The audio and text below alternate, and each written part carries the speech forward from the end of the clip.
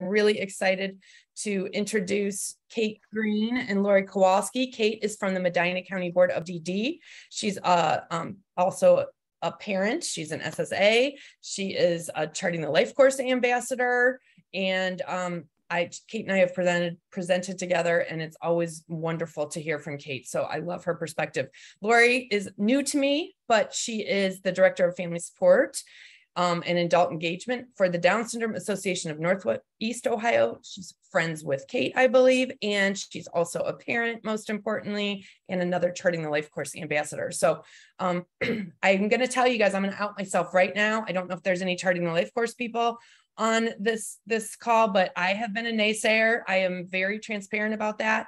Not because I don't love Charting the LifeCourse. I love Charting the LifeCourse. I just feel like sometimes it gets a bit like it's the same thing. And so when Kate came to me to talk about transitioning and supporting children through school and the importance of using some of the person-centered tools and things like that, I was kind of like, okay, but can we talk about whatever? But she is selling me, along with a few other people. The more I learn about Charting the LifeCourse, the more I love it, and the more that I love the fact that we can use it for whatever we need it for. So that's what I love. Like, it's not a protocol. It's like, how can this be helpful to parents and to SSAs and to whoever is supporting people's schools? So anyways, and to add to that, Lisa, and to add to that, you have been doing it. You just didn't call it Charting the LifeCourse. I know, that's what I said. Well, I always had this. We always did this and we always did that. So yeah, I love that. And I'm so glad that it's something that's available to everybody.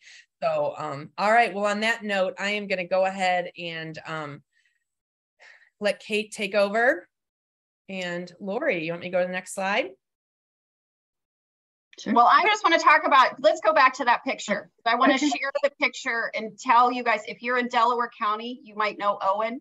Owen is a buddy of ours, and we met, one of the first families we met when we had our daughter, who has Lorelei, who I'm going to talk about, who had Down syndrome. So I've just got to give props.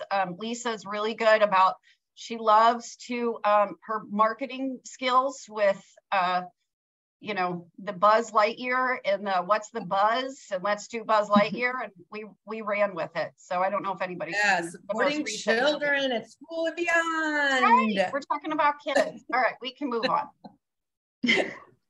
We can move on. So real basic, I'm not going to read this to you, but I will say with Charting the LifeCourse, it can be used in any way. It can be used for yourself if you're a manager. I know there's we have a superintendent that's joined us. It's actually they're great tools to use to get to know your team, the team you work with. It's really, really helpful. And I will say there is no wrong way. This is one of the key things with Charting LifeCourse. There's no wrong way to use Charting the LifeCourse tools. All right, we'll move on. Come on. Sure we will. Sure we will. So we're going to talk about two in particular. We're going to talk about the life trajectory, and we're going to talk about the one-page description. There is another tool that I think we'll probably talk about at another training, which is the integrated STAR. Those three are my go-tos, and I think are really, really helpful when working with families. And so, but we're just going to talk about the life trajectory and the one-page description today. I just think they're the easiest to use too. So with the life trajectory, there's the simple version, the one on the bottom there is the one I started using. And then, you know, just kind of talk about what Lisa's talking about. Then I was going to these trainings, and we did, Laurie and I went through the ambassador program, and there was this expanded version. And I was like, okay, enough already. Like, now we're really overcomplicating things. But the more I used it, the more I practiced, I realized the information that we were collecting, I could use for the ISP. So it really was helpful. And so hopefully that's what we get out of today's presentation. Okay, we can go on. So we're going to talk about how to use it in IEPs and how to use it with ISPs. So when we're working with children, and I don't know how your caseloads are set up. You may have a caseload of, you know, maybe everybody's on a waiver, everyone has an ISP, and some of them are adults and some of them are children, or maybe you're an INR SSA. I'm an INR SSA. I also do our waiver assessments for Medina County. But I have a huge caseload. It's actually less than my counterpart, Chelsea, who has much more than I do, but because I do the waiver assessments, but I have like 100 people on my INR caseload. And then we'll get calls from families that are, struggling with school, and they are kind of fighting the good fight with school, and they may ask us, and I always offer, like, I'll go to an IEP meeting with you, but it's a hard balance because we're working with these school districts, so we have to remain very neutral. So I might, on the side, or even via text, text the parent, like, ask for this, ask for that. I may ask what's called those innocent questions in an IEP meeting, but you just don't want to come off, adversarial. So for using the life trajectory and preparing for an IEP meeting, or just planning for school purposes, it helps us as parents keep our thoughts organized, stay focused on goals, use it as a reference for non-negotiables, and the parent can share that with the team. It could be a useful one-page, just a quick look. And it's, parents are the most important, most important team member, really. I think sometimes schools forget that. And it provides, you'll hear this a lot in LifeCourse trainings, it provides paper courage. So when we're going to an IEP meeting and we have the life trajectory in front of us, it helps keep us, focused with what we want and what we don't want. Those meetings are so overwhelming, and anybody that's, I'm assuming all y'all, majority of you have been in IEP meetings, and let's just talk about parents crying in IEP meetings. There is no reason to cry in an IEP meeting. The only reason someone should cry is because of joy, because they're so happy about the things that they hear. So when a parent's crying at an IEP meeting, something went wrong. There's information that wasn't shared. They're hearing it for the first time. It's completely focused on negative. So really no tears is my main focus, especially with IEP meetings. And so we'll be sitting in an IEP meeting, and if it goes in a direction that the family's not prepared for, we can go back into this, we look at this life trajectory and we can go redirect. So then that really is the paper courage. It's right there in front of you, because we lose our thoughts. We get overwhelmed, we get confused, we don't understand the jargon, that sort of thing. And you don't have to understand what all the terms mean. You just need to know your child and what your child needs. And that's Lorelai getting on the bus. That's my daughter, Lorelai. Okay, so we'll move forward.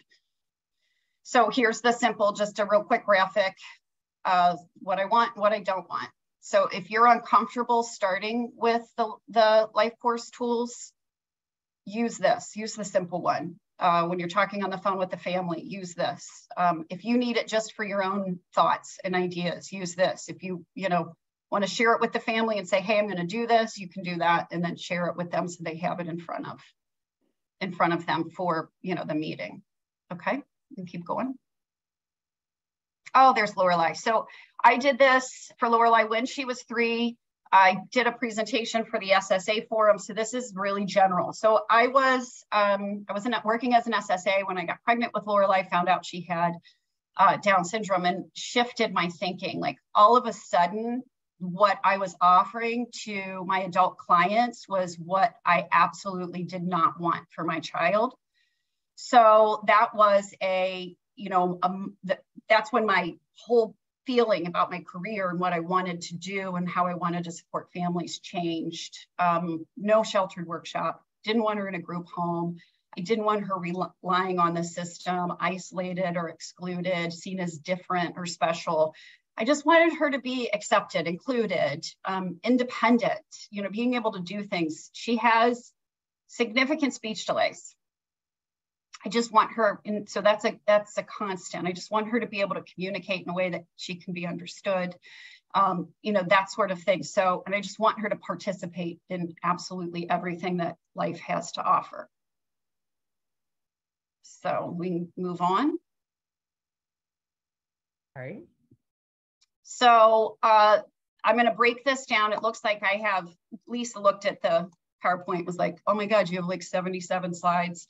I really don't, you guys. It's because I go to these these trainings, can you read that? I can't, if you're on a laptop, I can't read that. So we're going to screenshot this. So we're just going to go through those pretty quickly, Lisa. So we'll just go to the next and what this is going to break down for us.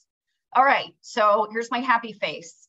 List past life experiences. So what was positive? What worked? What were the experiences that the child had or the family had that was really good?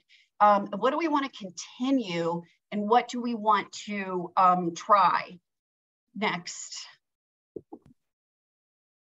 And so that, when we start looking at all those things, then that kind of, we start creating this vision for a good life. If you sit with a family and you say, what's your vision of a good life? That's kind of a weird way to ask that question.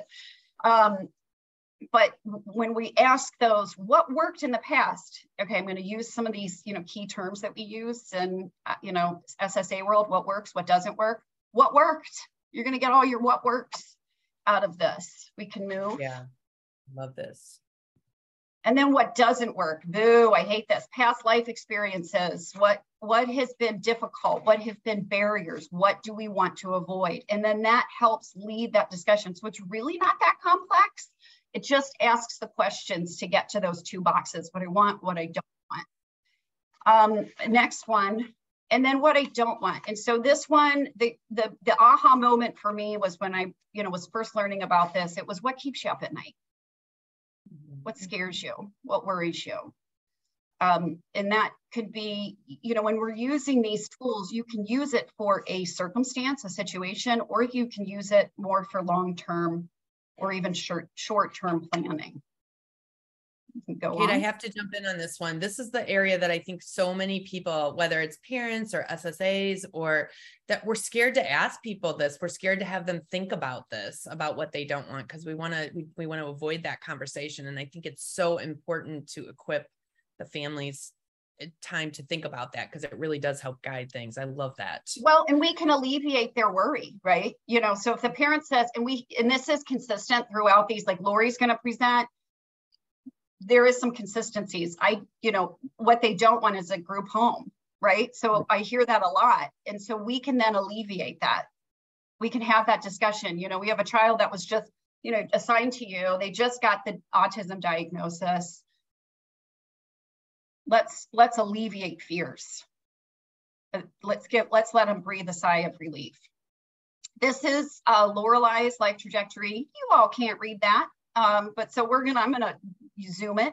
We're gonna zoom in and talk a little bit about my experiences, and I'll go pretty much at length because I know Lorelei pretty well, I think. But I have two children. I have Adelaide. We call her Addie. So if I refer to Addie, Laurie is also going to be presenting an Addie. They're different Addies. But this is Lorelei with Phoebe, and Lorelei has been doing dance since she was 3, and they're the same age. Lorelei's just incredibly short, but some of the positives, obviously dance was that experience. But when we had EI and Help Me Grow, we lived in Franklin County, and we lived, while she was between 0 and 3, we lived in Franklin County, and then we moved to Summit County. And I cannot say enough, my heart breaks for families in the EI world during COVID. They just didn't have that experience that we had. But our physical therapist, the primary provider in Franklin County was amazing. And then the primary provider for with Summit was equally amazing. So really let us, things I didn't think about, even though I work in this world, those folks are the specialists. So to have their input and to have them in our home was huge. And then we also had weekly private speech therapy, and then both, at school, multiple times at school. We had CMH coverage. So BCMH, as it's been called, but at CMH, we don't qualify for Medicaid or Social Security, but those out-of-pocket expenses add up. So speech, we have a pretty good insurance through work. 20 sessions of speech is all it covers. So, I mean, it's good insurance relatively. I think we can all agree Bernie Sanders would not consider that really good insurance, but it's 20 sessions of speech is it. So if she's going once a week, I've got to pay out of pocket for that. So having BCMH coverage, hugely beneficial to pick up that tab, because that, a half an hour, close to $100 a session, that's rough. And then just having the inclusive integrated activities. We had dance, swim lessons, daycare. We just had such positive experiences in the daycare world. I'm on the advisory board for Project Open House statewide and for our initiatives in Medina County to promote inclusive childcare. I get so frustrated and was like screaming from the mountaintops that I hated hearing when people were denied, or your child has to be potty trained, or, so it really, I had the benefit of having really good daycares and preschools for my kiddos, for Lorelei especially. So I know it's possible. And then moving forward, just keeping focused on that inclusiveness, having her with her class. She does brownies, dance. What I've learned as she's gotten older is that I was, so solely focused on inclusion, and that social gap starts to widen. It just does. That social learning gap starts to widen, and even skill gap. So we got her in Miracle League baseball this year, and that experience was so fun. First of all, you just smile. My cheeks hurt from smiling, and there's no pressure. And that was the best part of it. She just would decide. Baseball, first of all, baseball and softball, the most boring sport, in my opinion, because there's so much waiting, seriously waiting.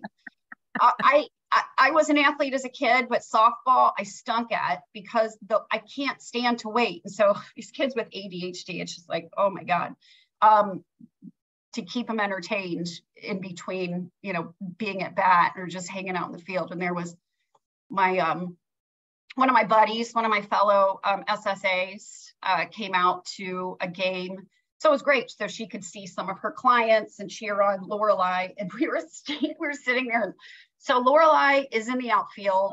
And then there's a little girl that's made it to third base, and she took a rest. She had a seat on third base.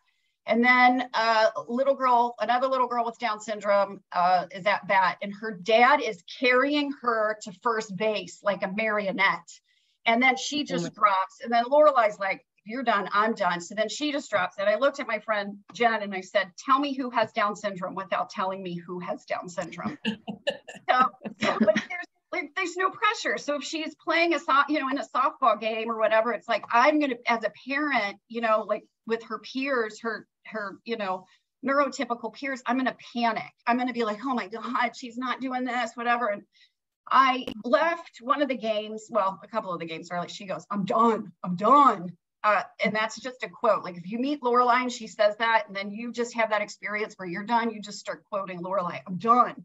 And so she do that. And I'm just like, we're out of here. We gotta go. I tried to bribe her and do all that stuff. And so I said to Ken, who runs the program up here in Northeast Ohio, I said, we gotta go. I'm so sorry. And he's like, Kate, that's what this is about.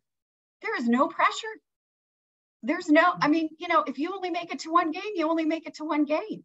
There's no pressure. And I just love that. And as parents who feel pressure constantly, just to have that experience is awesome. She is a ham and a half. So looking at theater programs, we could do inclusive. We have Weather Vane that's close by. And I always say theater folks, like art and music and theater, they're so accepting. It's such an accepting group. So that is a great place for her to be, inclusive. And then, or integrated. And then Stand Up for Downs is starting a program for younger kids. And we have Stand Up for Downs is right in our backyard, almost literally, Medina, Northeast Ohio. So, so it's important as we move forward, we want to stay close to our friends, but I also want to increase that circle of support. that Down syndrome. Like I need to start really, COVID had an impact on this, is just connecting with other friends with kids with Down syndrome so that she sees herself in them. And that's really important. And then she just had a cardiac ablation in April that could replace her pacemaker. She has a pacemaker for heart block. So that would be huge too. So we can move forward. Kate, there was a question about, could you say what the project for childcare that you were talking about is again? What's the name? It's I'll called type Project it in. Open House. Project Open House. Okay. All right. And if anybody has any specific questions about that, they can reach out to me. So this is we're creating a vision for a good life. So here it is. I don't want her to feel different or othered. I want her to be independent, speech, all of those things, supported and included in all areas. And I want her to have as much time with her school peers as possible. And there's a picture I just took at our house of her best friend, Parker, and our neighbor across the street, Avery. We can move forward. I kind of wish in doing this presentation, I would have done the negatives first and then ended on a positive, but that's where we're at. So here's the negative things. In kindergarten, I received a call from the bus garage that said, all right, we've got our bus situated for Lorelei. And as she was talking, I was like, it was going to be a separate bus than what her sister was going to be riding to the same school, a separate bus than the neighbors would be riding to the same school. And I was like, why can't she ride that bus with her sister and her neighbors? And they said, well, we don't have an aide. And I was like, oh, we're going to need to get an aide. She's going to need to ride that bus. And so I wrote what my husband likes to call Kate's strongly worded letter. So I wrote a strongly worded letter to the director of student services and the director of the bus, the transportation, and copied the superintendent because I go all out on that kind of communication, and said, what message is that sending to Lorelei? Most importantly, what message is that sending to Lorelei that she has to get on a different bus than her friends and her neighbors and her sister? What message is that sending to those kids when they see Lorelei get on a separate bus, or when they see Lorelei get off of a separate bus?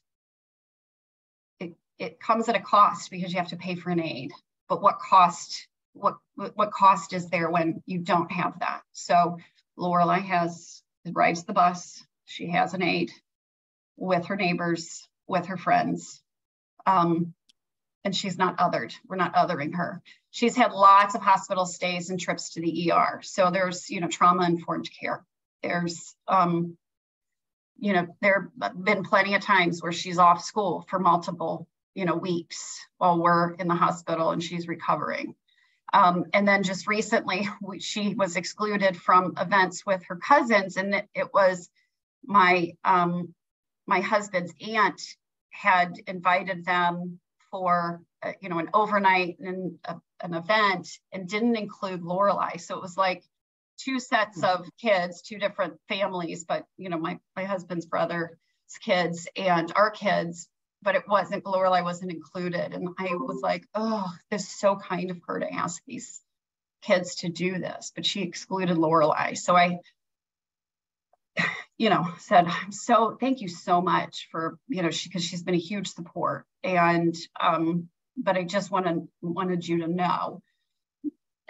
And in the end, I would have gone so that Lorelei could be included and she had the support, because Lorelei can be a lot of work, depending on the situation. And then system issues. So here's what's interesting. I talked about the learning gap widening as she gets older and the social gap widening as she gets older. There's no co-taught class to ensure she remains with her peers. And guess what? We got a co-taught class. I'm so excited. And I didn't write a strongly worded letter for that co-taught class. It actually was a principal that really was alerted that I did not feel that Lorelei was included enough with her peers last year. And he didn't realize that what had been going on. And I had other things going on with my life, other crises that I was dealing with. So I wasn't completely focused on that. We were still kind of in COVID world where we were trying to separate her a little bit. But anyway, so we'll move on and I'll show you this the non-negotiables. So it's really the same as I had when she was 3. So anytime this is brought up, if you are talking about transition and the teachers or intervention specialists or anybody starts talking about group homes or starts talking about workshops or stuff that is just a no, you just say it's a no. Do not let them lead that. Or do not allow the parents to get led by that. We can move on. I think it's Laurie's turn. Finally. Hello. Hi, my name is Laurie. I'll just give you a really quick little background about me. I have 3 adult children. My oldest is my daughter, and then my 2 youngest, 26 and 24, both have disabilities. So I've been in this world for a lot of years. And before I had them, I was also in the field. But I do family support for our local Down syndrome organization, and I work with a lot of families. And this is one of my friends, Addie, and she's 7 years old. And her mom had reached out to me. I've known them since Addie was a baby. And when she was born, I used to be the new and expectant parent contact for our organization. And I met their family then.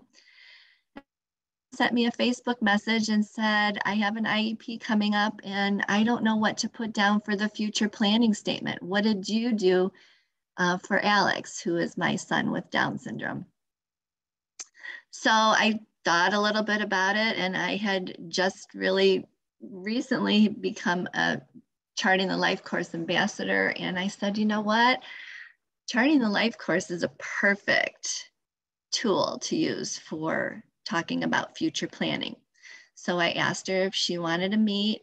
We did it on Zoom, so it was easy for her to get together, and we went over some of the Charting the LifeCourse tools. And so she and I completed this life trajectory for her daughter, Addie. And she doesn't have a lot written down in here, but what's great about these tools and what I love about them is that they are fillable documents, and that the parents can go back, or whoever is working on these can go back in and add to and change. And so if each year things change in their person's life, they can change the documents very easily. So her mom and I went through this, and we talked about, like Kate had gone over, we talked about her vision for a good life to start with. She wants her to be a productive member of society, to have a job, to live on her own, to have a husband only if she wants, to go to college or trade school, to have friends, and to be independent. And I don't think you can read this. So if we go through so we'll zoom in again like Kate had done. So we again went through her past life experiences and the positive things that led towards her vision of a good life. She also had a very good experience with early intervention, Help Me Grow. She had private therapy starting at 3 months. She had a great preschool experience, and then they moved to another county and had a great experience in their current county in kindergarten. They went to community dance and swim classes. So those were all positive things that have happened in her life. And then the things that she wants that are current or wants to continue in the future. And she talked about support from her teachers and therapists, both at home or at school, and private therapists, and socialization with her friends and neighbors. Next slide, please. So again, we went over, this is her vision of a good life, so you can see it a little bit better. I know those documents are really hard to see on a PowerPoint. And then we talked about what she doesn't want. And at the time, the only thing that the mom we talked about was she didn't want her to be in the special ed classroom all day. So I'm sure as time goes on and she thinks more about it, she will have a lot more things in this category to add to her trajectory. But the things that she wants to avoid is, again, to be in the special ed classroom too much. She prefers gen at first, and they are okay with some pullouts. So this document would be really great for her to take to an IEP meeting. Like Kate had said, it's paper courage, because families are very overwhelmed. I mean, myself included, going to 2 IEP meetings at least every year for 20 something years. And, you know, and I was in the field and my husband always came. I always tried to make sure he was there with me, but a lot of these families don't have support and it can be very overwhelming. So these documents to take to the meetings are very helpful, I believe. Next slide, please. And then this is my youngest son, Charlie, and he is on the autism spectrum. And we did this he is 24 years old now. And where he is currently is he works 2 jobs. He works 7 days a week. That is his preference, not necessarily my preference. Works in a mailroom at Progressive Insurance Monday through Friday. This is him at his job now, pointing out some of the technology that he uses at work. And he also works at a Giant Eagle locally on the weekends. He got that job first before he got his dream job as the mailroom. He really loved being in the mailroom. So we told him he could quit his job on the weekends, but he said no.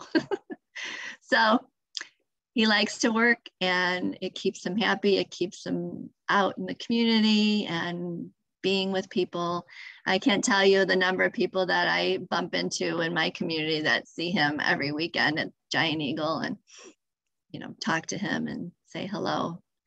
So Charlie did have a lot of experiences at school, both positive and negative, but on his life trajectory, we talked about this is for a vision for his good life. So we did have some wonderful intervention specialists and aides. When Charlie was in kindergarten, there was about 6 boys at the time that were on the spectrum, and our school district had decided to create an autism classroom, which we were in favor of because he really needed that type of a structure. I mean, I have always been a huge proponent of inclusion, and I still am and always have been throughout his school years, and try to have him included as much as possible. But for Charlie, especially in the younger years, you know, the kindergarten classroom, the 1st grade classroom, I'm sure all of you know, they have things all over the walls. It's like a sensory nightmare. And for him, it was just way too overwhelming. He could barely tolerate to be in those classrooms very long. So we had a wonderful team of people working with him. And I don't think he would be where he is today, to be honest with you, without that team. They included sensory strategies, and they did reverse inclusion. So they brought the typical kids into the autism classroom. They did a lot of different things to help him. But first and foremost is that they loved Charlie and they believed in his abilities. Because I haven't always had that experience in my working with other families and even in my own family. It was very important to have teachers and people who believed in my kids. They focused on his strengths. We as a family always believed in him. I mean, I knew he was so smart from the time he was a really little boy. He taught himself how to read, playing Blue's Clues computer games. And he had so many skills, and they don't always show through in school. But we fought and had great teachers that really believed in him as well. And then in high school, when we did the life trajectory, he was taking art classes in high school. He was taking a graphic design class, and he had a couple of summer jobs that helped build his work skills, because Charlie really loves computers. He really loved graphic design at that time. And we really wanted to see where that could take him. in life. So next slide, please. Hey, Laurie, can I jump in real quick? Sure. I had a negative, probably seen on my face, response when you said in a separate classroom. Mm-hmm. And I was like, I had to check myself as soon as you said it, because I was like, as an SSA, if you were to say that as a parent to me, I'd be like, oh, I might jump on it. But that was your preference for him, and they were able to meet his unique needs. Right. Well, and he had they got him in the typical classroom as much as possible, as much as he could tolerate. And I had to check myself too, Kate, because my middle son with Down syndrome, so he's older than Charlie, he came first. And I was always about inclusion, inclusion, inclusion. But they are two very different kids. They both have, even to this day, they both have very different needs. Socially, they're very different. Alex loves a lot of social activity and being with his friends. And if he didn't have FaceTime, especially throughout the pandemic, I mean, his life would have been very miserable. But Charlie is a very different kid. I mean, he's just, yeah, it bothered me a lot in the beginning, but we had to really look at what was best for him at the time.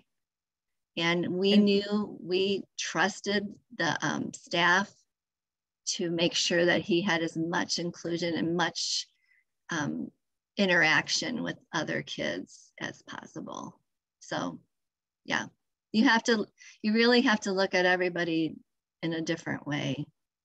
Yeah, Laurie, I love that. And I did the same thing as Kate. At first I was like, oh, she's going down that road but and I have an SSA background, but I also, I think one of the things, my son's 24 also that has disabilities. And then I have kids that are up to 29 older.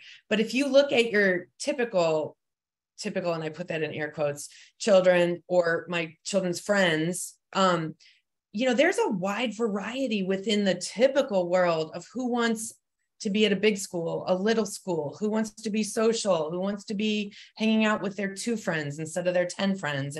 And so we need to, I think it's so important that within the disability group, we have to allow for who that person really is, regardless of their diagnosis. It just that some people just really want to be with a lot of people all the time and they really, thrive that way. And other people, it's much better to have much more of the structure in that. So I think it's so hard. We push community and inclusion so much, but I really value that. Doesn't mean that as an adult, just because you're not going to end up in living in the community and have a vital role in the community just because you were in a separate classroom, especially. Right. Right. And I guess I should say this was more like a resource room versus he didn't spend the whole entire day there.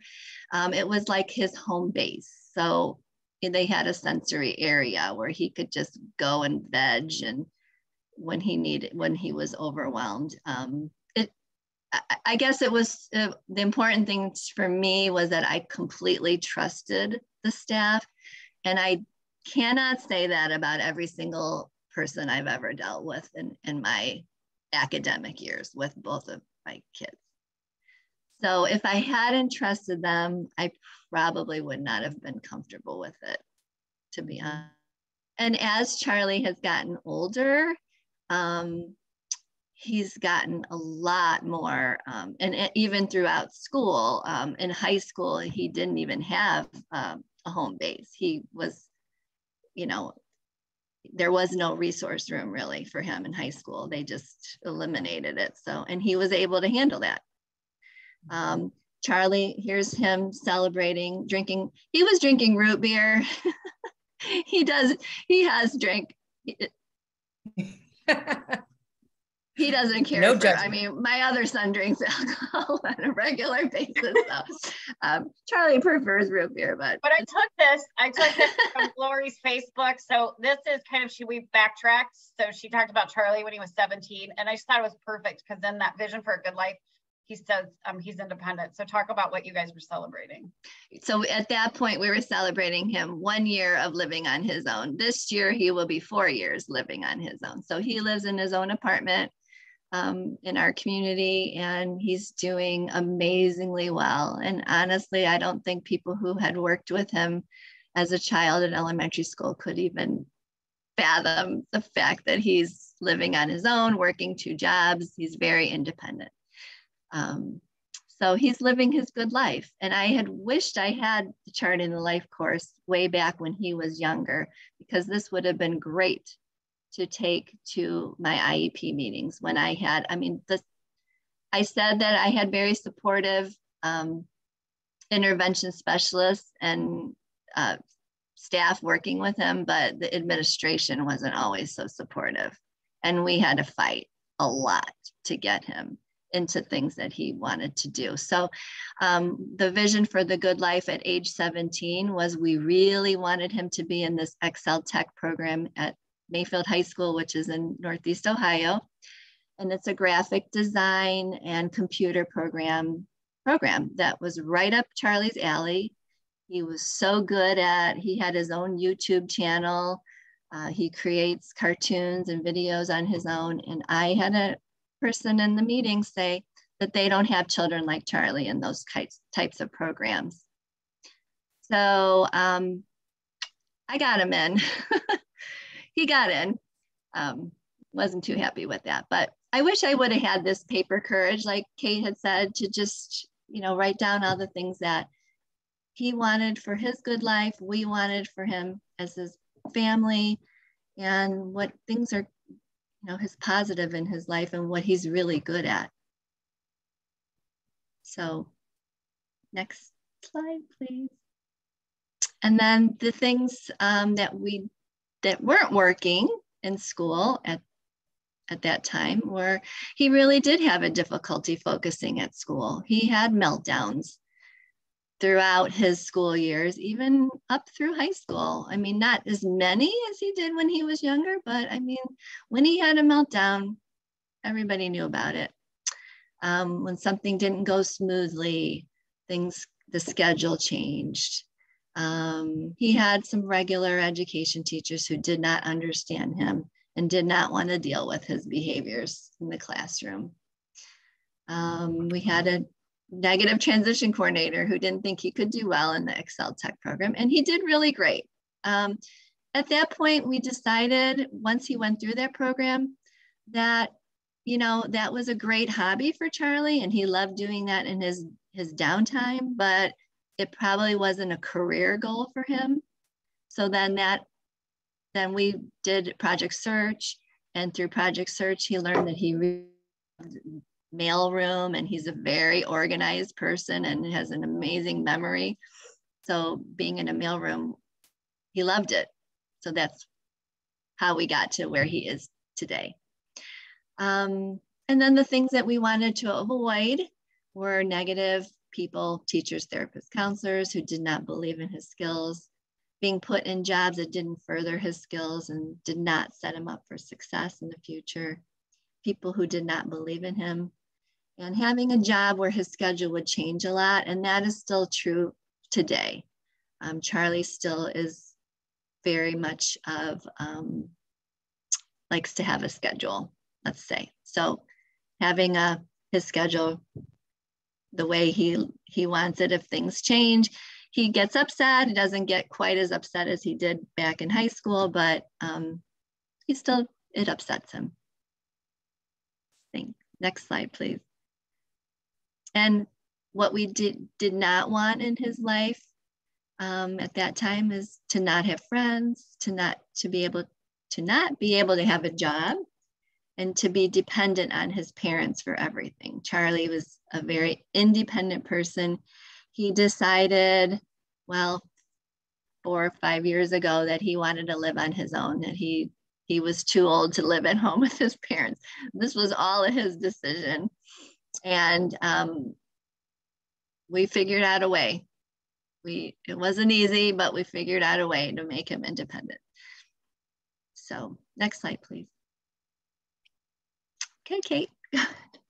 So I'm going to talk about Carter. I know Carter personally, and I've certainly, have done these with clients, and I thought of a couple clients I wanted to present, but I really wanted to be able to speak as freely as possible. So with Sarah's one of my good friends, his mom Sarah is one of my good friends, and also Sarah's Lorelei's aide. So you'll see her in some pictures as well.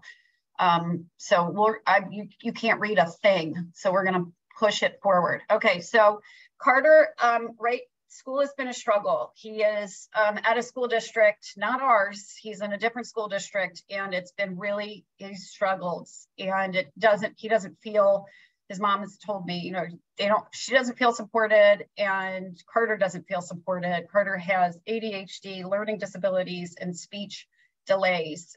So some positive things really were just this summer. He participated in engineering camp and he loved it. And he participated in Miracle League Baseball. He was absolutely one of the favorite kids. I had back surgery in May, so Sarah was helping and brought Lorelei to her baseball games and brought her kids with her. So Carter was just a huge help. And then he actually received a medical, what would be considered actually a DD diagnosis, a genetic issue that they thought he had leukodystrophy. We were in panic mode this summer. Again, like I said, we're very close friends, and out of the close friends that we have and all the stuff that we've been through, my daughter Addie refers to us as the crisis crew. So we all really support each other, which is really cool. But what they want to work on is improving the positive life experiences that we've had, is that he's improved his speech, his articulation and his stutter. He's incredibly loyal. He enjoys being read to, so it's hard for him to read. He doesn't trust his reading abilities, but he's an auditory and visual learner. So we can help him that way. And he loves and cares for us and spends a lot of time with his sister and good friends. And he absolutely loves Lorelei. So I think it's, this kind of stuff to share with the school is really important. They don't know that about Carter. They just see him, for 7 hours a day. They don't know how dynamic he is. We can move the slide. So the life trajectory, to be successful. So this is really like this year's life trajectory. To be successful and included among peers, be more supported at school, and that he feels that he is being supported. Improve reading, that he feels confident in his reading, and explore interests and expand skills. He really likes to try things. He draws out plans and then builds. I don't think he's getting that opportunity to show his skills and to explore his skills like that at school. We can move slides. And the negative stuff is, he's had behavioral problems. He does not back down from a bully. I think that's a good thing, but also sometimes you got to choose your battles, bud. But people asking if he has an accent or what's wrong with, the way that he talks. So he has issues with his R's. And he's in the 6th grade now, and that can be difficult. His reading level, his mom was talking about this second grade experience. So he's in the 6th grade and she's still talking about this 2nd grade experience. So again, when we talk about, trauma-informed care, like that sits with you, that when you're at an IEP meeting, the issues are in your tissues, so you're like, it's so exhausting. So if you've got that and you have that in front of you and you're like, this is not happening again. And then he moved classrooms, like, let's make sure the classroom is set up. Sarah's one of our other very good friends in our crisis crew, is an intervention specialist. It's actually Lorelei's intervention specialist. And I joke and say, I have no boundaries. So Lorelei's teachers, became one of my good friends, and so did her aide, Sarah. But that experience sits with her as well. And we've said, do not IEP alone. And that's hard to do. People are really busy, but luckily with having virtual meetings is so helpful. So I said, do not go to the IEP without Meredith or without me. And then right now he's on a waiting list for speech. That's kind of good because we've got him at least on a waiting list, but he's on a waiting list, so that's not good. And they just feel like the school's not able, or they are unwilling to accommodate his needs. All right, we can move forward. Wait a minute. And right. So what we don't want, so this is something to be talked about at, with the school, not be involved with all the girl drama. Oh, Carter has 2 moms and a sister, and one of his mom's best friends, me and my 2 girls, like, and it is so funny. He's so cute. He's such a handsome little boy. But he gets pulled into girl drama, and he relates to girls because he's surrounded by girls. But let's talk about that. Like, redirect him when you see that, encourage him to do other things. And then not being taken, but he likes boy stuff. So, on the playground, let's encourage him to do some other things and not get pulled into girl drama. Not being taken seriously by people, staff. They're supposed to support and teach him. And then just not getting the support he needs to be successful. He's just the coolest kid. And, with the learning disabilities, we don't want to lose him as he gets educated. We can keep going. So how can where in the IEP can we put this information? So this all should look pretty familiar. So who's seen a future planning section with 1 sentence? Who's seen a future planning section that talks about things that are already mentioned in goals? There's no guidance, you guys. There's no Department of Ed guidance on what should be in future planning. It just isn't. There just isn't. So this is this vision for a good life. Throw it in here. Throw it in here. And that's why I think if the family's comfortable in sharing the actual life trajectory, hand it to the intervention specialist that's writing it, or have them, email it so they can copy and paste it. This is really useful information here, and it helps the team stay focused. This is it, you guys. This is the vision for a good life. Everything else in this plan should support this. We can move. Post-secondary training and education, thoughts and ideas. Oh God, Lindsay. Lindsay. Oh, so infuriating. So, it's going to be a little bit at a time, doing a life trajectory, 1 person at a time. And maybe showing, the Department of Education is embracing this. I will say they are sending educators and administrators to Charting the LifeCourse, the ambassador training. They are embracing it. I think we're really focused right now, like on the transition age, but it's getting there. So I'm sharing it with Sarah, who's an aide at the school. I'm sharing it with Meredith, who's an intervention specialist at the school that my daughter goes to, so she can, spread the word. Yeah, it just drives me crazy. But if you're putting this, if you're able to do this with the younger they are, the less likely they will steer toward workshops and day programs and that sort of thing. All right, keep going. I love what you were saying about, it's also like if you can share the whole that whole vision for a good life about also what you don't want, because you'll see things a lot of times with families that say, I don't want a workshop, I don't want a group home, I don't want to be alone. So that he's like, don't put that in my IEP, right? Like, yeah. And these people aren't working, they're not working in our field. They're not, they don't know. They're just it's like copy and paste from, other IEPs and just what they know. So independent living, this is just all these things that can go in these sections. These are just examples. So we can keep moving. Oh, and here we go. Can this life trajectory be useful to build a meaningful ISP? Yes, check.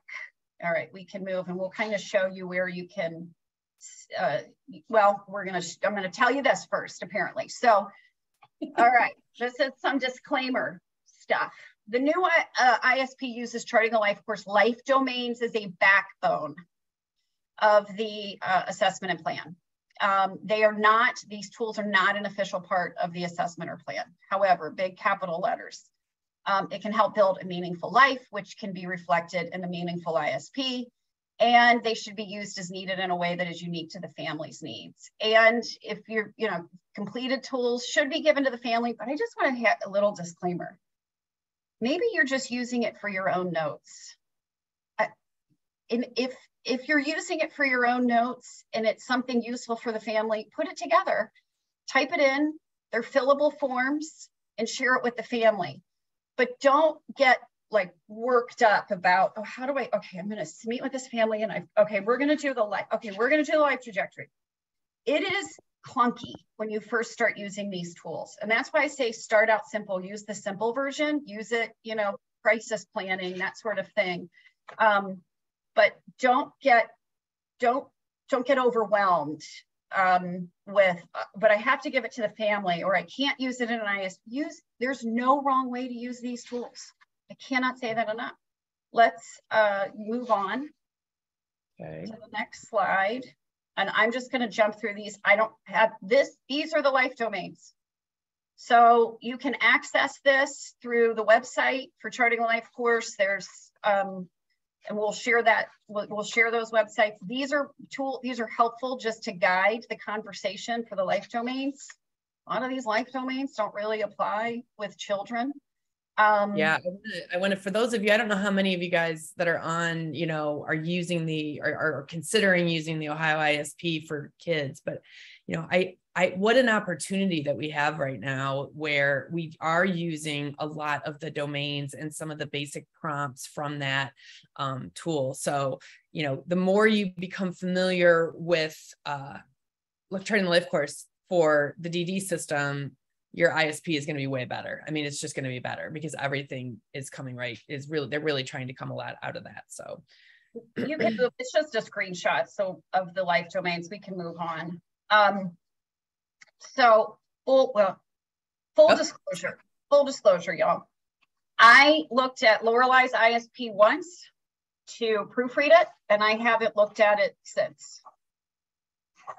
But the SSA took information that I had already completed and put together, just in how I advocate for her at school and such. And so it was so easy to do. If you use these tools, it's not going to be clunky, especially with do them now, try them now, because when we start using the new ISP, like, it makes me crazy. It's this, each domain, what's important to, what's important for. And I'm like, this what's important to, what's important for stuff. It's, but if you are using these, you're going to gather that information. It's going to be smoother. So I started using this with, families to prepare for IEPs and to advocate at school. And then with those same families that the child was getting an ISP, was getting a waiver or local funding, I was like, oh my God, it's all right here. This is so perfect. So now it's my go-to.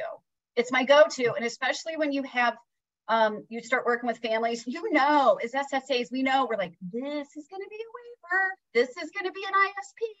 This one issue, I know what this is going to roll into. You start gathering this information, you've already written part of your ISP. And then you can just go back, in the fields that you don't have, you just go back and fill it in. But it prompts so many other questions and so much more discussion that you're going to gather that. So you just see right here, all the information that we gathered for Charlie that we could put in the employment section. Keep going. Keep an eye on time. We're doing great. Can't get it to go. Come on. All right. So here we go. Outcomes, vision for a good life. It's hard, especially with children, to come up with sometimes some good outcomes. And having that conversation with parents when we're writing an ISP, it's like, well, what do you want your child's goal to be this year? Or what outcome? And just having that conversation. If you've done this already, we can pick out some things that we can work on, some skill sets. Like, I'm so focused on career for Lorelei, what she can do career-wise, that there are things that she can be doing and practicing and working on and building, skill sets one of the things, you know, to drive or to access transportation on her own, she's really good at knowing where we're going when we're in the car. Addie pays no attention to that. Like, and I'm like, girl, you're going to be driving in 5 years. You better, you know, how do we drive to your best friend's house all the time? And you don't know how to get there. And meanwhile, Lorelai, if we even drive past Addie's best friend's, you know, main road to get there, she's like, whoa, why are you driving past this? We need to go to Violet's house. Like, she knows that.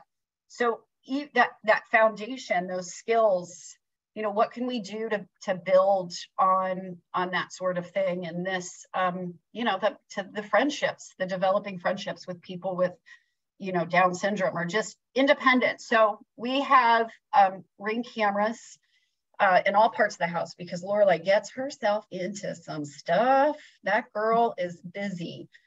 And I had back surgery in May, and I can finally walk since having this back surgery. I really struggled with walking.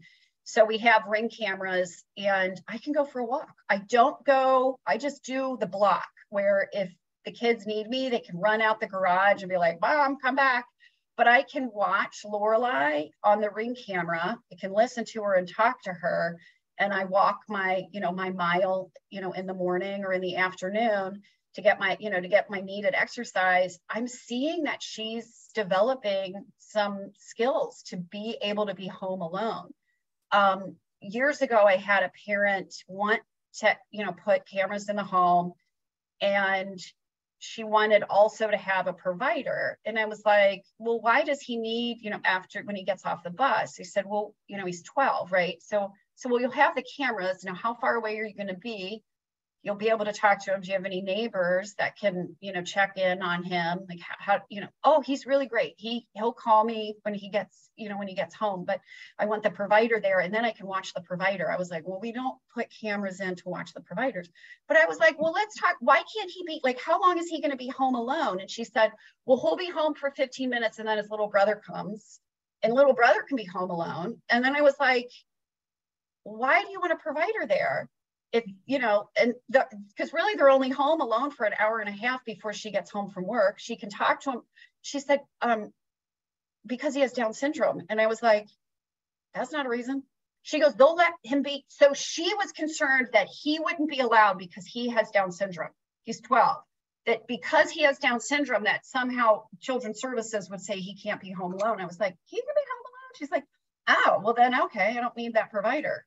But she got it in her head somehow. So I love that quote, energy flows where intention goes. So yeah, just make it, you know, put it there. All right, let's move on. Questions. Does anybody have any questions? I just want to point out there's not a lot of questions, but there's definitely some resources. Thanks to Nicholas and Whitney. They put some different resources to the LifeCourse tools, because we did have some questions about getting good copies of the ones that you're using, Kate. So hopefully those are helpful too. Any other questions? Has anybody used these tools that want to share any thoughts?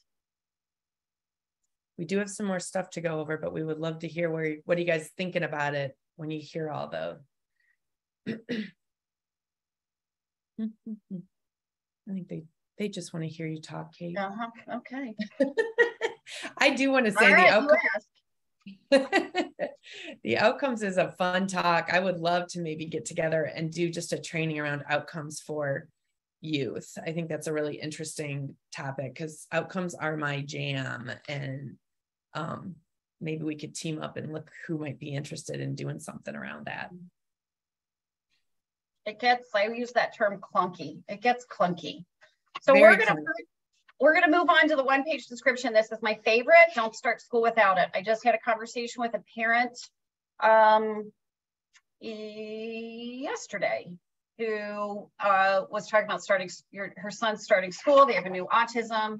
The school is a small school district, and they're not really that, they just aren't, which is shocking to me. So no matter how small, just don't have a lot of experience with autism. But you guys know the saying, once you meet one person with autism, well, you've met that one person with autism. So So I sent her this template and I said, I want to go. We didn't have time, but school's starting soon. So it's easy enough to fill. She used to be an aide in the special ed classrooms.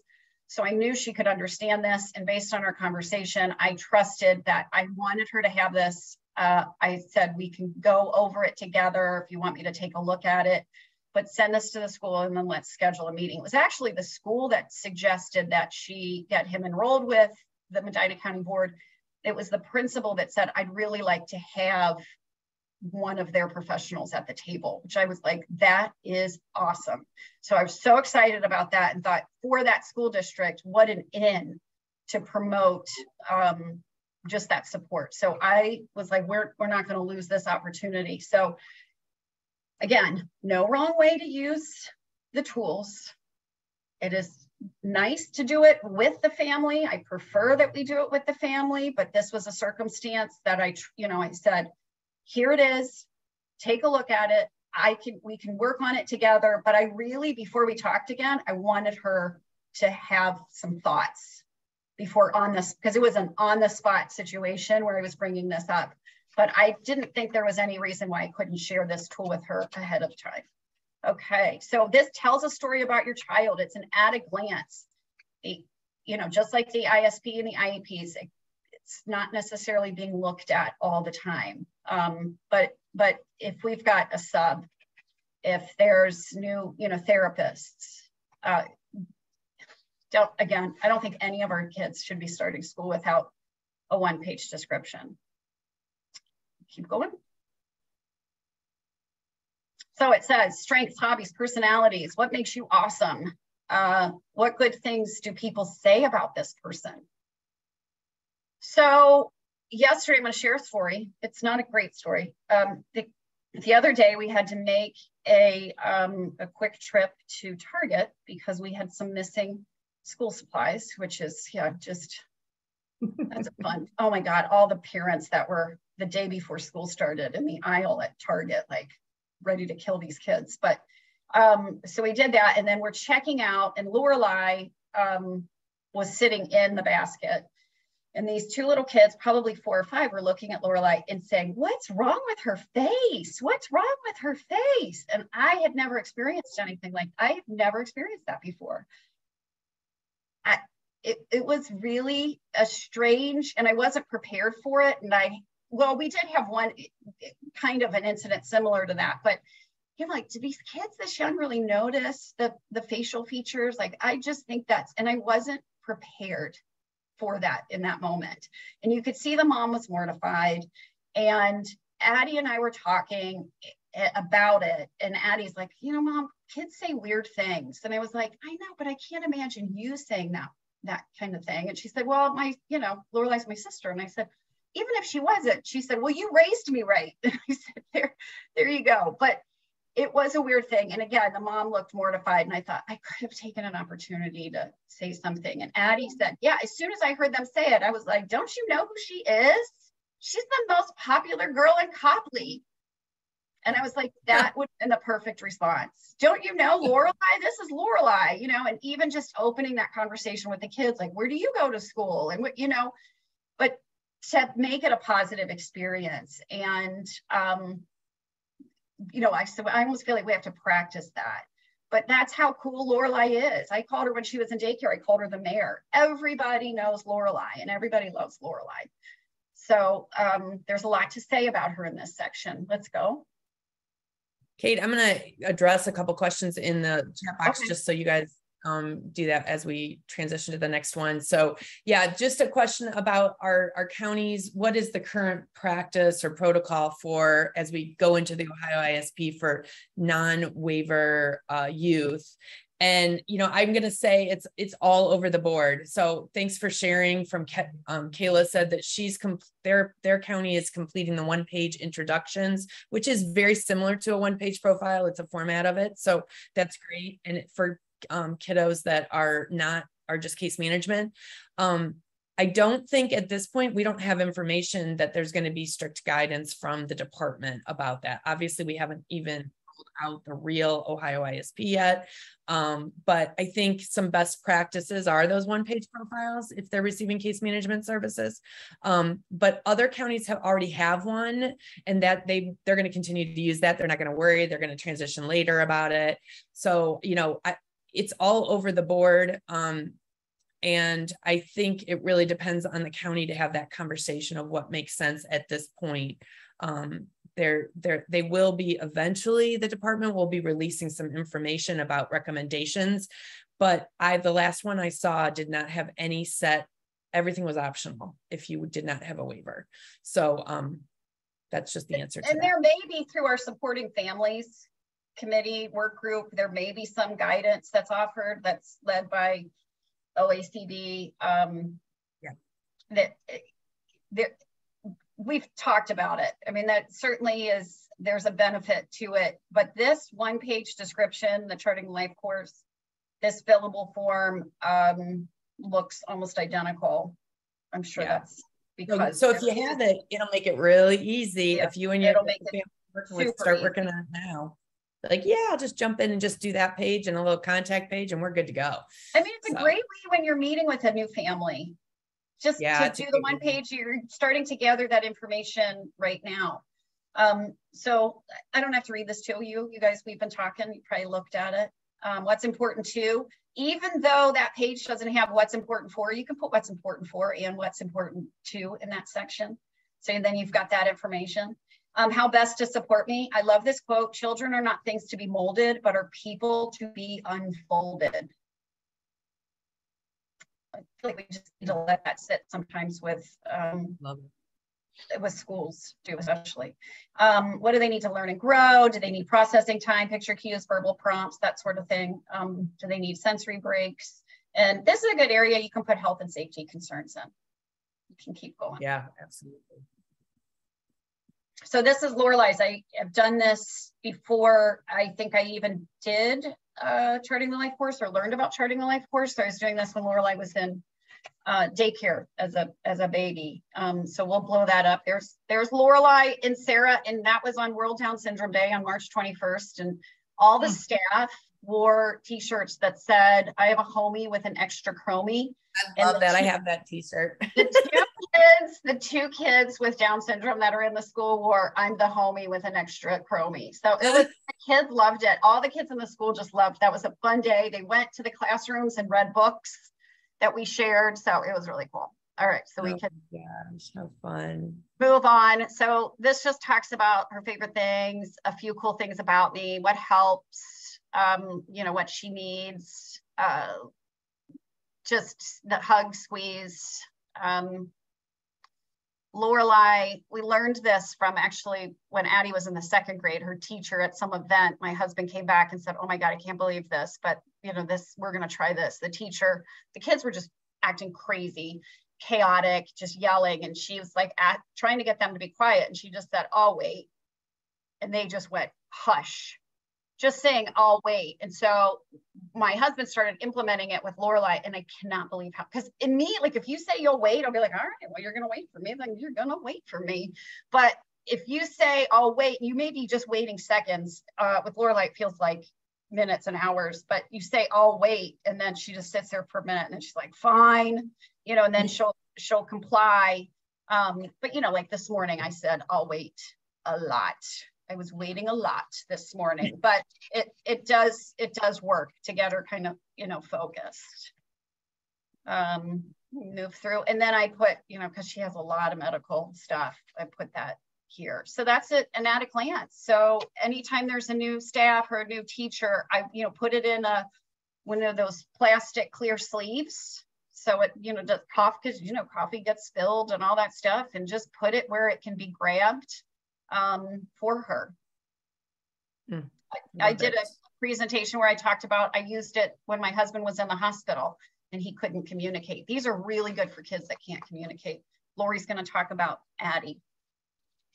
Yeah, so remember my friend Addie, her mom had posted something on Facebook again. This was not a private message. This was just something for everybody to see. And Addie was starting summer school the beginning of this past summer. And she was so worried about, it was a new building, new teachers, new everything. Everybody was going to be new to Addie. And I said to her, hey, remember that one-page description that we did when we worked together on the tools? That would be a perfect thing to send in with Addie or bring in before, just to show the teachers and the staff who she is and what things can help with her. So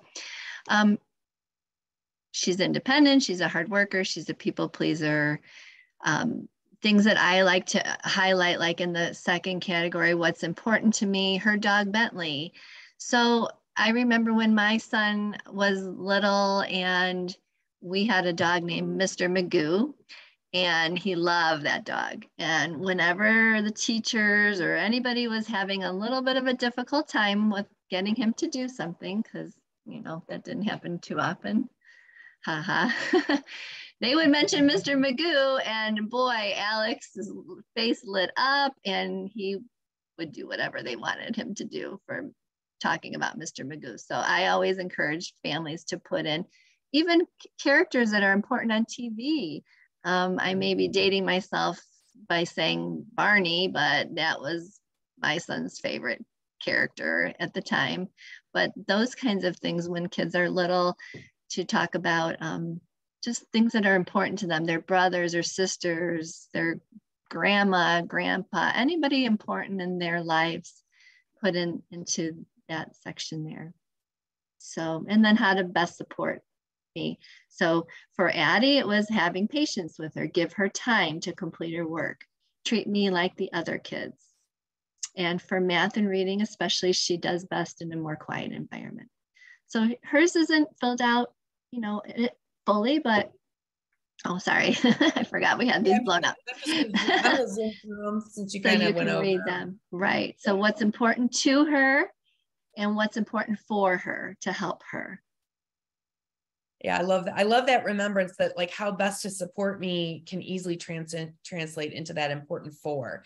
So as you're, you know, working with youth and children, you know, you've got information already as you know, if you're doing this one-page description, and then you can kind of start if for some reason you need to switch to a full-blown, you know, ISP or something. So right. These are so great. Right. And then this is the youngest person that I've worked with, Tegan.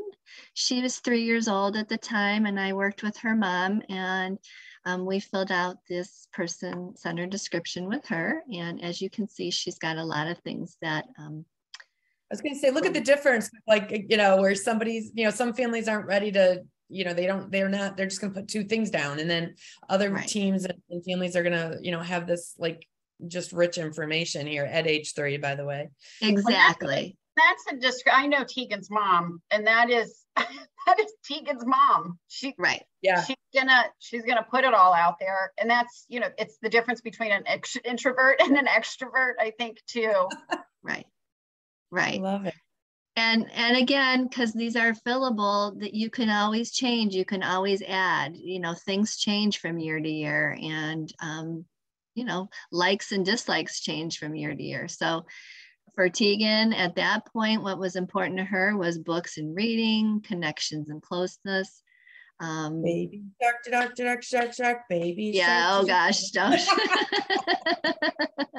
We're not allowed to sing that song in our house. And then what's best to support her? So her mom, I think her mom is, you know, in the teaching field, and so she knows a lot about things that are really good for her daughter, and she had a lot of really great ideas. So she was able to take this to her preschool and on the first day of school and give these the staff some help in how to work with Tegan. I love these are great. Yeah. I'm going to go ahead and go to the big ones for these. Hey, Laurie, so I want to jump in real quick just to make a note. Doing the one for Lorelei that I would do all the time, the director for the preschool or for the daycare said, I wish everybody would do this. And they have like these when you're filling out the applications and the information or registration, they have this page, but it's not really paid attention to, but this one page is very specific to that child is really, really helpful. And so whether you have a child with a disability or not, especially for kiddos that don't have the verbal ability or the willingness to share their needs and wants, for the folks that work with them, they really appreciate it. So if you do this with a family, even if you don't use it in the ISP, it's not for naught. It will be very useful. Yeah. Kate, I was thinking about, I think you might have told this story too, but when I was working in Lucas County, I was an adult SSA, and I did a lot of the one-page profiles. Of course, I went rogue. I never followed any, depending on the person, what things we put up there was different. But we used them when people were hospitalized or put in rehab hospitals. It was amazing because the different staffing and the nursing, and we really saw a lot of people not being, they really, people just saw them as whatever their diagnosis was or whatever. And even if they were verbal, they were usually, not maybe at their best. And we had some great stories. There was a woman in her 40s that we didn't understand why they kept not really helping this woman. She had a terrible seizure disorder.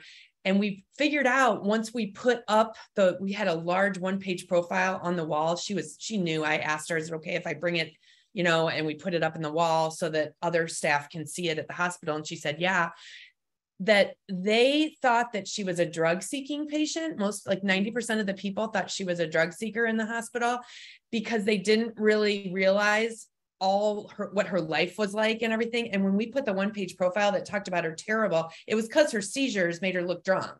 She had the kind that she was talking and slurring and moving and all that kind of stuff when she was having seizures. Mm-hmm. So they didn't believe her. And so when they saw that she was like the mother of 2 children, that what she loved, what her interests were, what kind of things that she did in her spare time, that she, was good at sewing, they were like, all of a sudden she was this human, and it wasn't, and it opened up the conversation, and they realized that she really wasn't probably a drug seeker. They were just, and her care improved greatly. So, these are huge for people, even, people that are verbal. They usually wouldn't share this stuff normally with people unless they're asked. So even if they're a drug seaker. Yeah. And even if she was a drug seeker, I don't know if she was. Yeah. Family members can put something like this together and show, like, when my husband was in the hospital last summer and last fall, he couldn't communicate. And then when he was coming out of a coma, he was delirious, and he still has speech issues as a result of the acquired brain injury.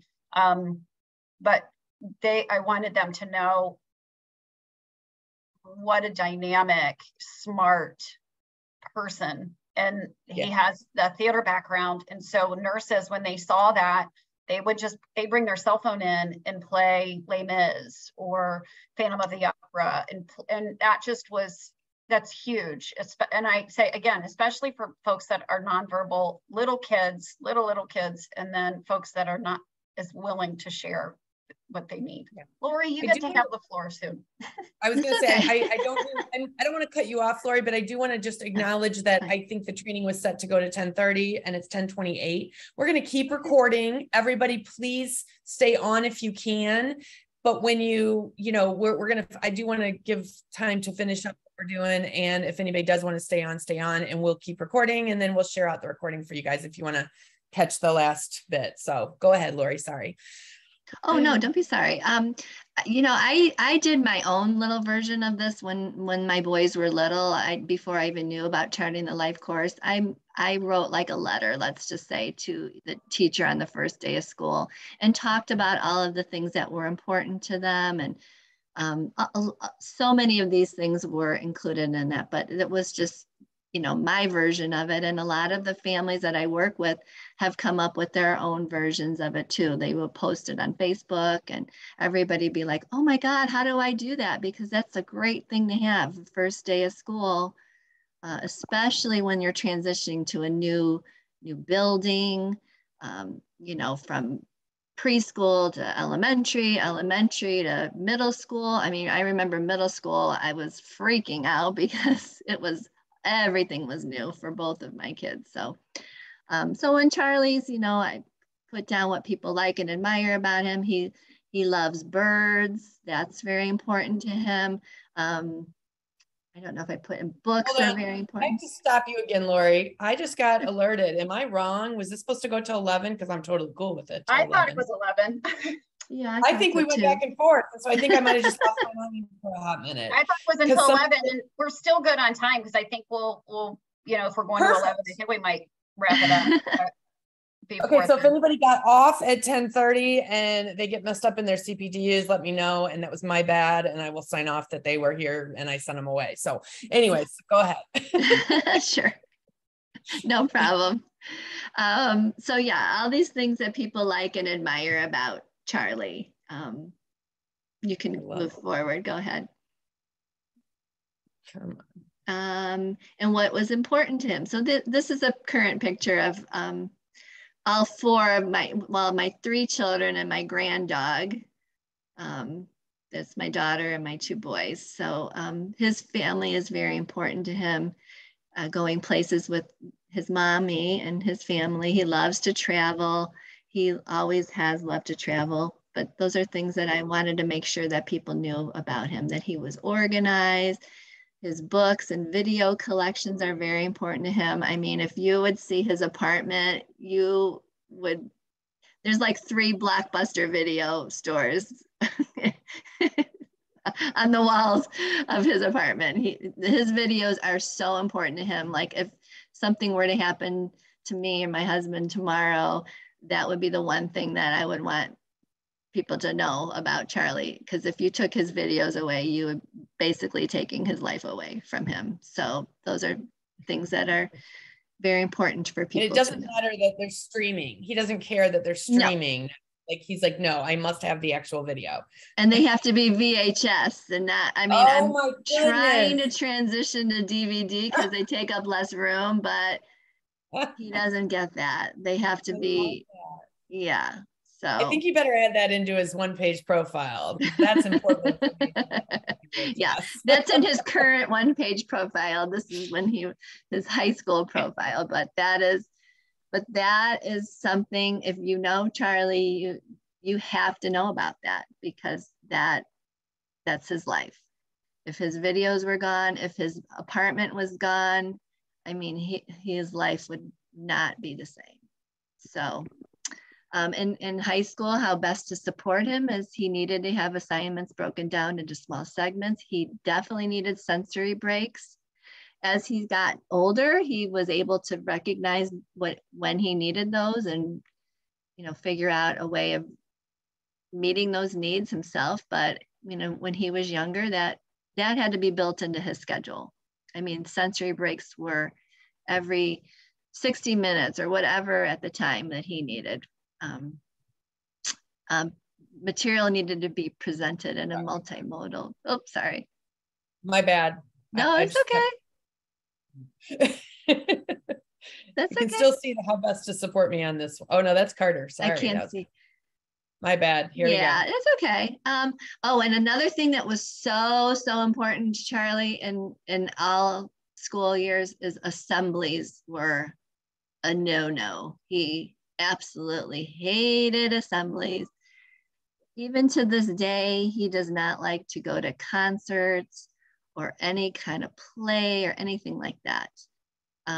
But he really hated that. So that was important to have on a one-page description, because if he had a substitute teacher and they didn't know, and they had an assembly that day and they thought, well, why is he having a meltdown? It's because he just didn't want to go to assemblies. So anyways. So this, Laurie, so with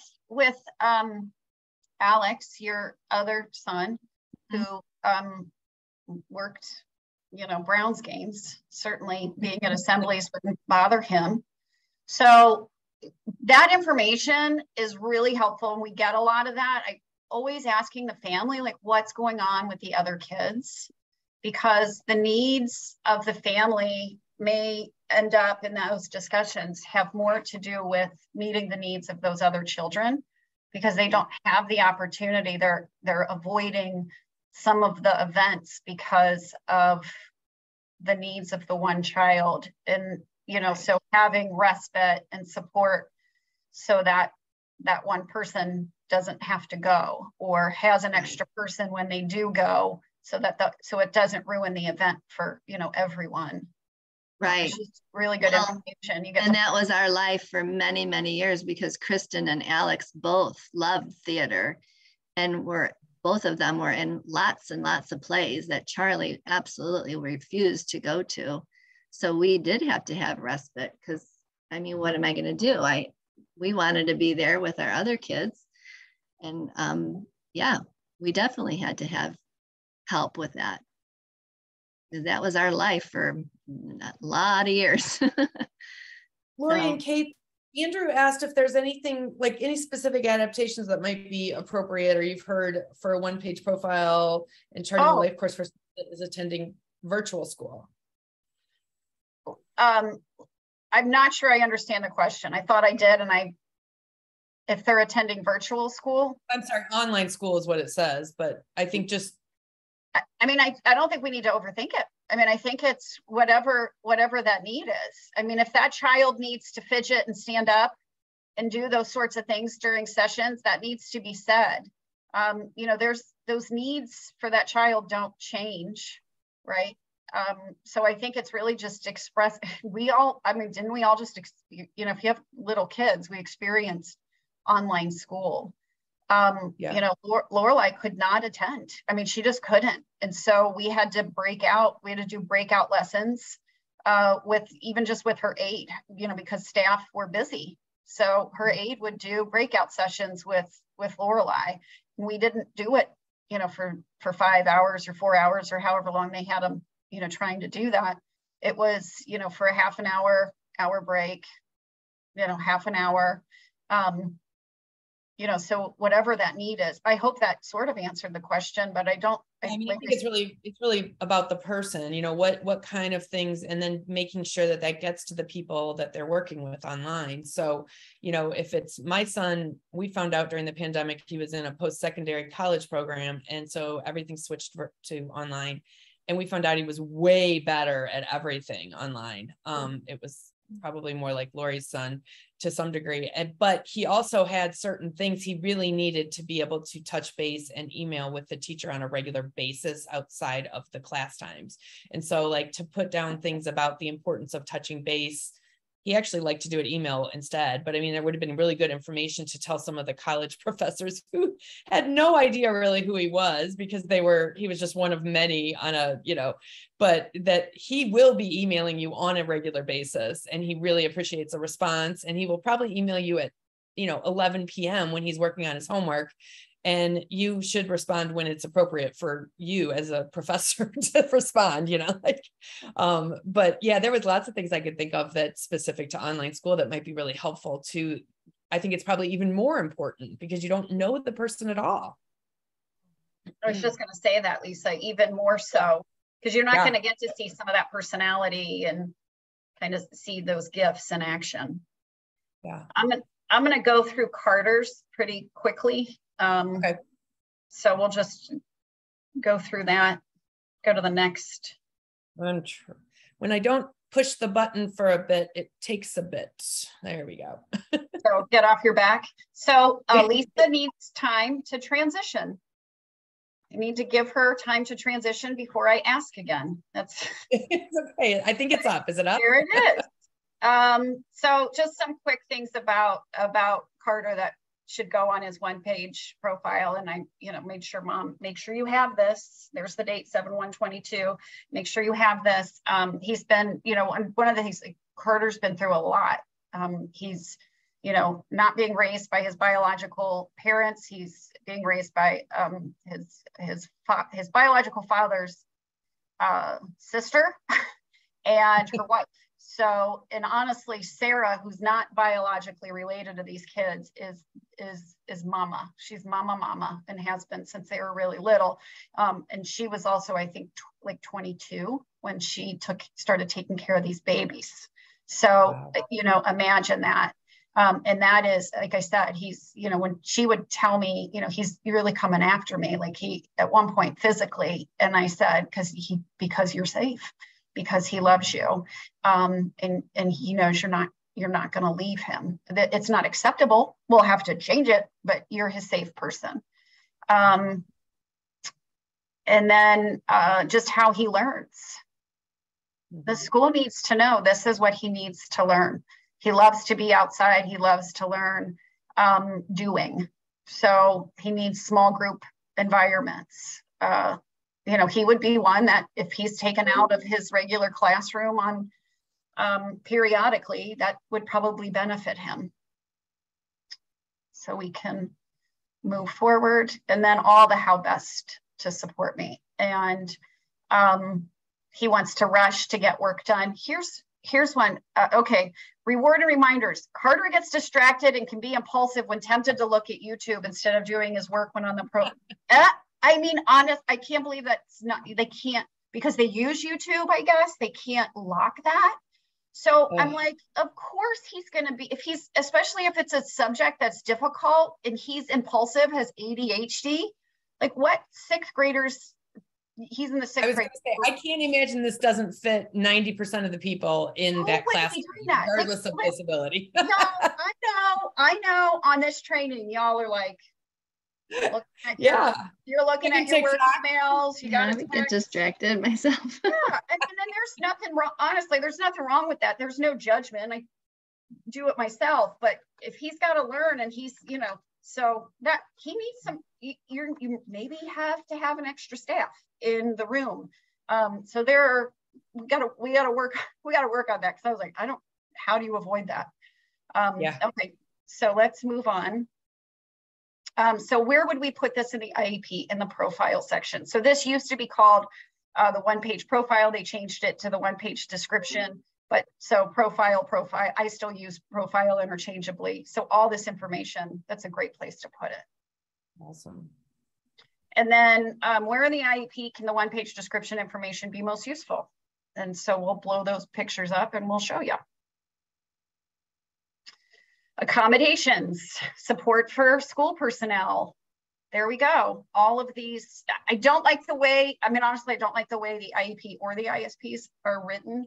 They're written for the system. And it drives me crazy, but you know, you have the IEP goal and it's all the things that the child is going to do, all the benchmarks that the child's going to meet. And there's nothing inside of that that says how he's going to meet that. They'll say, you know, you'll have the goal and then the benchmarks, but there's no what the staff is going to do to support that child. This is where it goes. So it doesn't flow well, but just know it does go somewhere in the IEP. And if you're not sharing that, if that parent isn't sharing that, then the school doesn't know that's what works for them.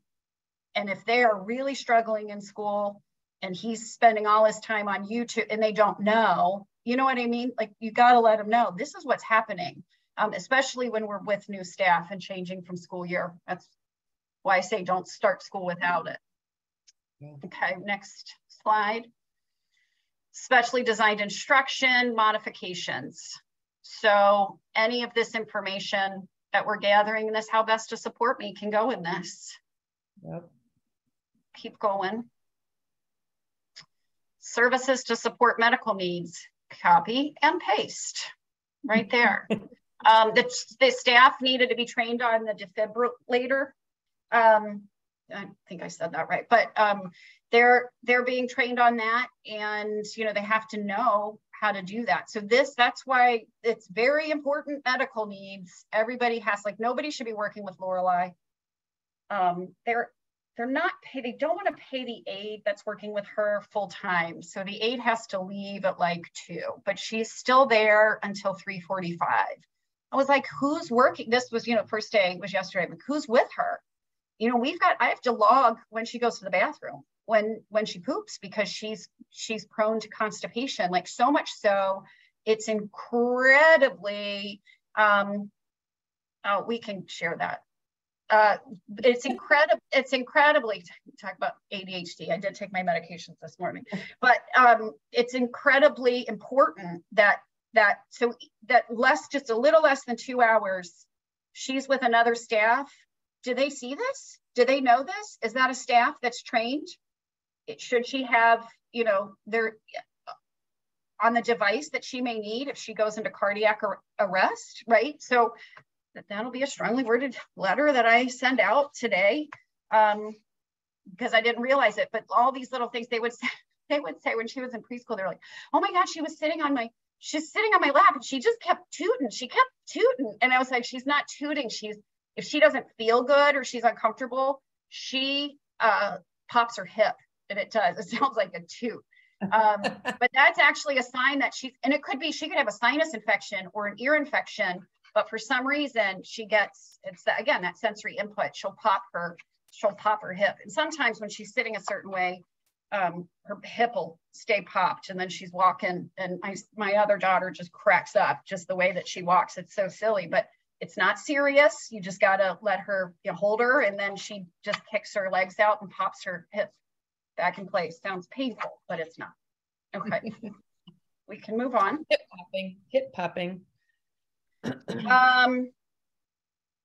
How can it be used in the ISP? Here are some, areas. Again, those life domains, those breakdowns, the what's important to, what's important for. I didn't use this in hindsight. I think if I do this training, I want to use it for somebody that's not verbal. I think that would be really helpful. And because then you could say, this is how I communicate. And when I do this, it means this. So Lorelei, when I pop my hip, it means I'm not feeling well or I'm uncomfortable. We'll get this taken care of, Kelly and friends, for the fillable stuff. Thank you for all the resources you guys are putting in the chat box, and maybe we'll add some of those links to the back to the last page of the PowerPoint before I load it on Member Connect, Kate. Yeah, the one fillable, they actually did it with the Family Resource Network of Ohio through the Nysonger Center. They have that's what I use, is that fillable. So and again, we'll put those websites are actually on the last slide, I think. So we can move. I do want to mention again this because she brought this communication section up. Again, as you guys are looking at the OhioISP for young people, and certainly people with any communication problems, if you don't have a waiver but you're looking for good information to document, oh my gosh, this communication section. I mean, I was a speech therapist in my previous life, and this tells it all with those 3-year-olds, 4-year-olds, 5-year-olds. I mean, I would love for those young kiddos that are getting case management or service and support, but maybe don't have a waiver, to go ahead and start filling this out in that format, because it would provide such rich information to people and schools, and then to see growth as they get older and be able to pull that back up and look at all the progress that has been made, or the new ways that they've figured out, ways to communicate. So I love the communication section of the OhioISP. I think it's super awesome. And I also, obviously there is a lot of people don't see the summary page on the ISP, but that summary page is really very typical to a one-page profile. So that's another place that you can, they put it in the paper copy. It's the last page of the entire ISP, which is ridiculous, by the way. And I will show the graphic of it on here to show how similar the two are. Okay, good. Okay. Yeah, so this is just an example that, that health stuff, the how to support me information can be used, and, the healthy living section. We can move forward. So here it is. Go. Yep. It's all about me. And so the only thing that's really different here is that it's got an important for. That's okay. If you're using the one-page description, that template, use it and just put important for. You can put, it's what, no, I mean, honestly, that important to, important for, I was like, what, when we first started doing this, important for, important to, I was like, okay, what? Okay, so important to is what I like, important for is what, okay, huh? Yeah. Because honestly, the important to could be the important for, right? Yeah. I mean, sometimes it's both, and you're going to have repetition, or you're covering it as long as you have it in one of those areas. Like that's all there. Yeah, the important for may end up in the how best to support me, but you can capture all of that that's in this page on this, on this page. And then you're just, like I said, you're just copying and pasting, or if you hand wrote this, you guys can hand write these, if you're meeting with the family and just jotting it down. When I do that, I'm like, I'm going to type this up for you because it's just chicken scratch. But having the family, it's just so hard we're bogged down, we're overwhelmed. And to say, here, you should do this, they're not going to do it. They're going to need some guidance. Okay, so I guess we can move on. So just to kind of wrap this up, we got a picture of a vision board. So why should we use Charting the LifeCourse tools? Well, putting our dreams on paper helps us make them a reality. It helps organize our thoughts. Like, I have been doing this enough that I start thinking in these graphics. So like the integrated star, and especially in supporting Lorelai, and then with my husband and everything that he needs, I am completely focused on what we want, what he wants, and what we don't want. So what we don't want as a family, what he doesn't want as a person that's battling a significant illness, and what we do want for him and what he would want for himself. That's where I'm at. It's constantly running in my head, for me, for my kids. But to put it on paper, it's almost like writing your own little to-do list. And I really like to refer to this stuff as like kind of being your own life coach. Mm-hmm. But it really helps us organize our thoughts, and especially, like I said, that paper courage, putting in front of you so that you can express it. And, identifying what we don't want helps us better understand what we do. I mean, sometimes the first thing that, especially as a parent, getting a new diagnosis. And so when we're working with children, even if they're coming from EI, they haven't had that, unless they were diagnosed prenatally or right when they were born, those folks didn't have that diagnosis. A lot of times they were working with EI, and then they just, before you got them or you get them, they just got the autism diagnosis. So it's still so new. Sometimes, those are hard conversations to have with families that you just met, but sometimes you just got to get it out there. What don't you want? Let's get that out of the way. And like we talked about earlier, let's relieve some of their stress by saying, don't worry, your child's not going to go into a group home, or that may not, sometimes that does happen, but that's usually it always is the parent's decision to do that. And it helps problem solve, and it creates a blueprint for a good life. It's a vision board. I would, challenge you to do it for yourself. If you've got something, if you use this for yourself,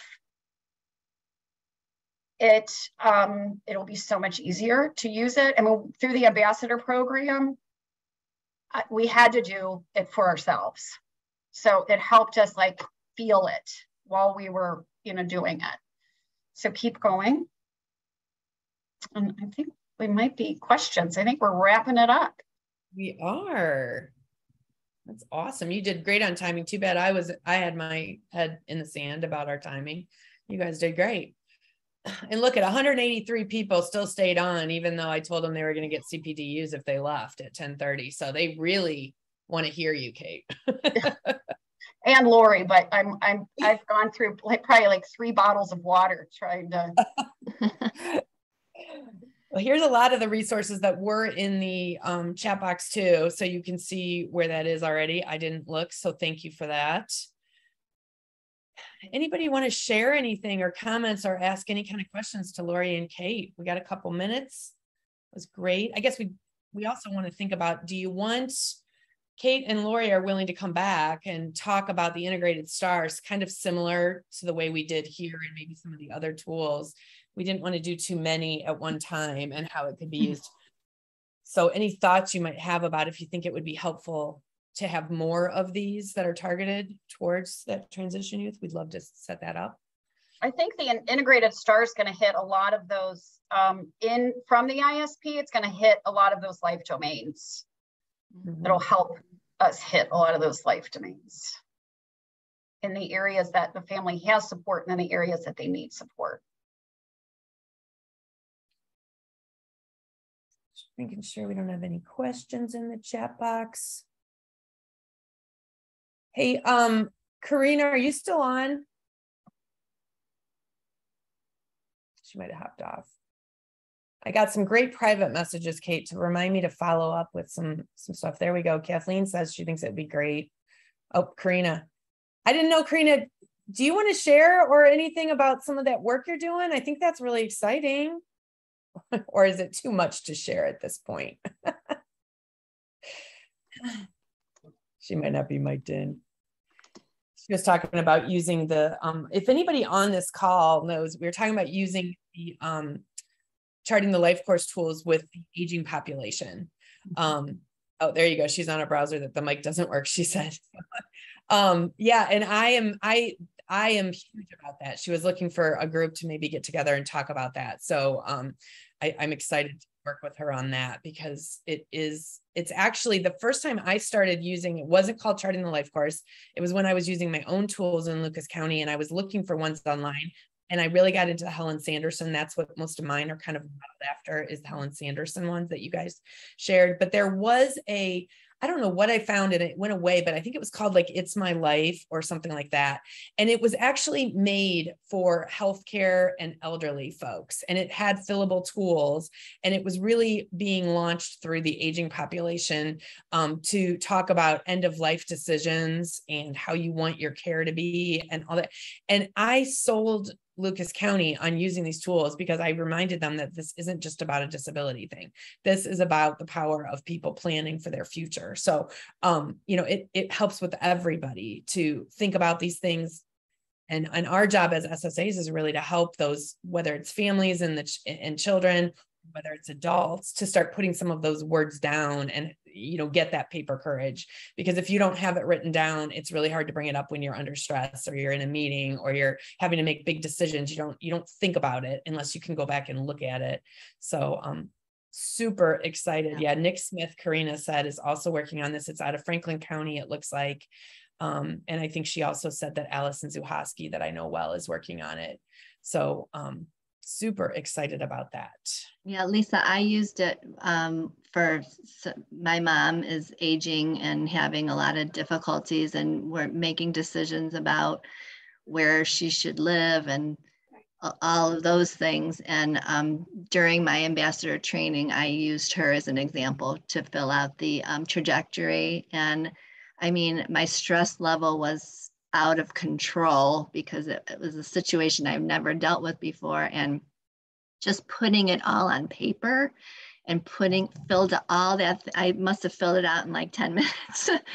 But it really put everything in perspective. So there's so many uses for it. Jessica was saying that she loves to use these with adults also, that she started out as a DSP and then a supervisor at the site, and she used them to help staff understand individuals better. And I think that is a huge selling point. I mean, my son has a provider. I know probably Kate and Laurie both work with it too. And those ISPs, I mean, we know in reality, they should be written for the families and the individuals that are, but really logistically, they're a contract between, the provider. And so they're really written that way. And they should be written that way to some degree. And really that's one of my angers about the it's all about me page, the summary page, is that is probably the most important one that a provider will look at. And then of course the part that authorizes services and the support you need to give people. But you know what, if you print out a paper copy, just take that last page and put it on the front. I always say that the all about me and the outcomes should be the number one thing, because I'm an outcome guru. And I want to make everything else make sense. Yeah, it's supposed to drive the whole thing. So, and it should be simple enough for families and DSPs to read. So that is, really, really exciting. Yeah, absolutely. They're hard to read, Jessica. So thank you for doing that. And I agree that is vital. And I like them on giant pieces of paper so that I can just bring out this giant piece and we can all stare at the same one. So, and then to take a picture or recreate it in a small one to carry with you. All right. Well, it's 10:59, you guys. I love this. We heard a couple people say they'd like to do it again. Feel free to reach out to me personally, or Kate or Laurie. Let us know what kind of other things you'd like. In general, it's also just anything in